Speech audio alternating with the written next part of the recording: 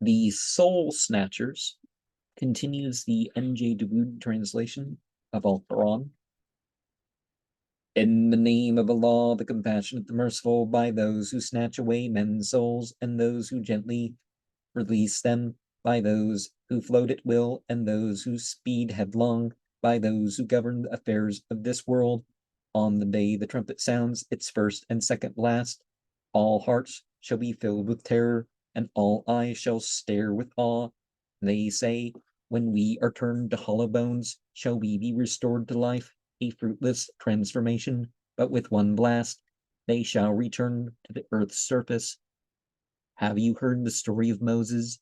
His Lord called out to him in the sacred valley of Tuwa, saying, go to Pharaoh, he has transgressed all bounds, and say, will you reform yourself? I will guide you to your Lord, so that you may have fear of him. He showed Pharaoh the mightiest sign, but he denied it and rebelled. He quickly went away, and summoning all his men, made to them a proclamation. I am your supreme Lord, he said. Allah smote him with the scourge of the hereafter and of this life. Surely in this is a lesson for the God-fearing. Are you harder to create than the heaven which he has built? He raised it high and fashioned it, giving darkness to its night and brightness to its day. After that he spread the earth, and drawing water from its depth, brought forth its pasturage. He set down the mountains for you and for your cattle to delight in. But when the supreme disaster strikes, the day when man will call to mind his labors, when the fire is brought in sight of all, he that transgressed and chose his present life shall have his home in hell, but he that feared to stand before his Lord and curbed his soul's desire shall have his home in paradise.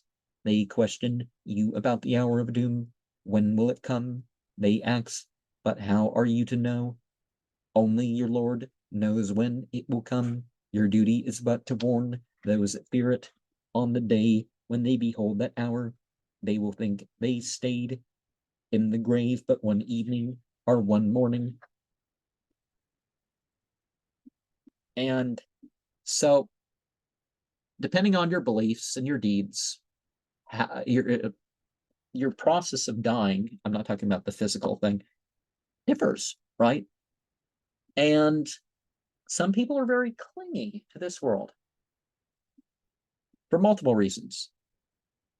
At the end, they realize it's going to be the best thing they ever had. And others wise that, you know, they feel like this life is what they really what they were striving for. They have more things to do rather than being contented with their fate, realizing their fate has come to an end as far as this life, and it's, all that's fine. A lot of people talk about reincarnation, and a lot of the roots of these doctrines of reincarnation is this idea that it's basically symbolic of hell.